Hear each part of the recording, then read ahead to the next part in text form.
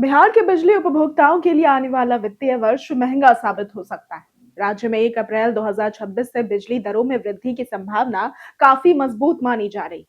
बिजली कंपनियों द्वारा दायर टैरिफ पिटीशन और उसमें किए गए अतिरिक्त वित्तीय दावों को देखते हुए ये लगभग तय माना जा रहा है कि इस बार बिजली दरों में बढ़ोतरी हो सकती है।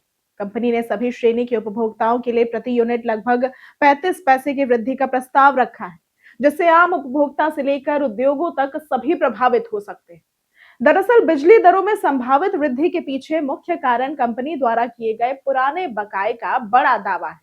अब कंपनी ने अपने टैरिफ पिटीशन में 3,000 करोड़ रुपए से अधिक की बकाया राशि को शामिल कर लिया है।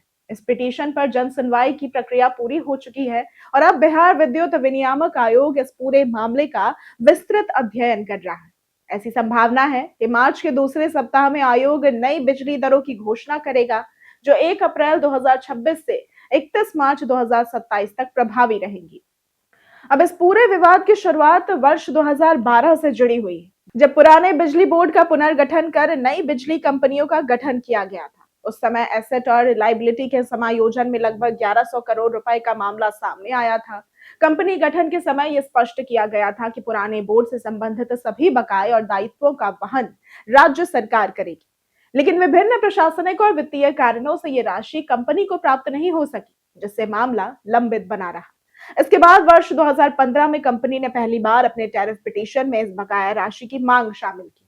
उस समय बिहार विद्युत विनियामक आयोग ने कंपनी की इस मांग को खारिज करते हुए ये कहा था कि इस राशि की मांग राज्य सरकार से की जानी चाहिए, न कि बिजली दरों के माध्यम से उपभोक्ताओं पर इसका बोझ डाला जाए। आयोग के इस निर्णय के खिलाफ कंपनी ने विद्युत अपीलीय अधिकरण एप्टल में अपील भी दायर की।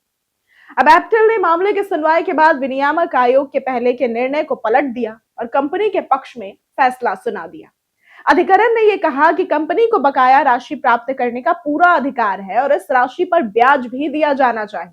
अब ब्याज जोड़ने के बाद ये पूरी देनदारी अब 5,000 करोड़ रुपए से भी अधिक हो चुकी है, जो कंपनी की वित्तीय स्थिति पर बड़ा प्रभाव डालती है। एप्टल के इस फैसले के बाद कंपनी ने एक बार फिर अपने नए टैरिफ पिटीशन में 3,000 करोड़ रुपए से अधिक की राशि की मांग को शामिल किया है।